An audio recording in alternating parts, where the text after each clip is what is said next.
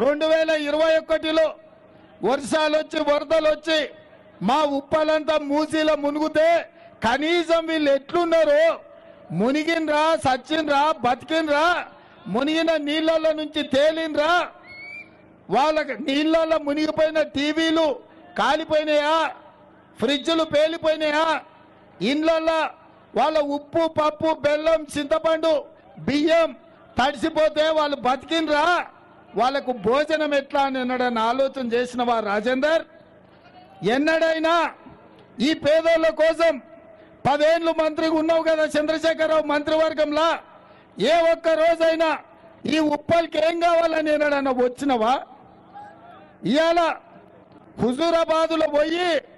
ఉప్పల్లో వేలి మల్కాజ్గిరి నా సొంతం అంటుండ ఆయన ఎట్లా సొంతమే నువ్వు ఏం చేసినవని ఏం తెచ్చినవని చివరికి బీజేపీలకు పోయి కూడా 2 ఏళ్ళు అయిపోయింది ఈ ఉప్పల్ ఫ్లైఓవర్ ఎందుకు పెండింగ్ ఉందని ఎన్నడన్నా మోడీని అడిగినవా నితిన్ గడ్కరీ దగ్గరికి పోయి ఎట్లా చేద్దామని ఎప్పుడన్నా ఆలోచన చేసినవా మరి ఏం అధికారం ఉంది ఏం హక్కు ఉంది నీకు ఇక్కడ ఓటు అడగని కానీ రాజేందర్ నేను అడుగుతున్నా రాజేందర్ కేసీఆర్ వేరు కాదు బొమ్మ బొరుసులాగా నానానికి ఒకరు బొమ్మ అయితే ఇంకొకరు బొరుసు వీళ్ళిద్దరు కలిసే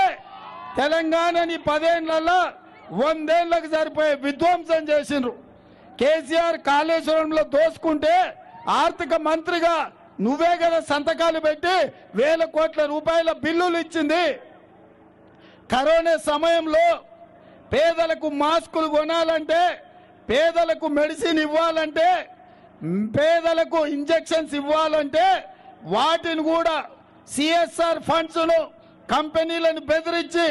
100 కోట్లు సంతోషరావు కొల్లగొడుతుంటే వైద్య ఆరోగ్య శాఖ మంత్రిగా నువ్వే కదా సంతకాలు పెట్టింది రాజేందర్ ఇవాళ ఈ రాష్ట్రంలో కేసీఆర్ కుటుంబం 1,00,000 కోట్ల దోపిడీకి పాల్పడ్డదంటే నువ్వే కదా దొంగలకు సద్దులు మోసింది రాజేందర్ అప్పుడే మర్చిపోయినవా ఇవాళ ధరణి ముసుగులో ఔటర్ రింగ్ రోడ్డు చుట్టూతా హైదరాబాద్ నగరంలో వేలాది ఎకరాల భూములను దొరలు ఆక్రమించుకున్నారంటే ఆ దొరల గడీల దగ్గర కాపలా కాచింది నువ్వు కాదా రాజేందర్ గద్దరన్నను ప్రగతి భవన్ ముందల ఎర్రటెండకు 4 గంటలు కూర్చోబెడితే మిట్ట మధ్యాహ్నం ఒక్క రోజన్న గద్దరన్నను అవమానిస్తావా అని ఎన్నడన్నా కేసీఆర్ ను గద్దించినవా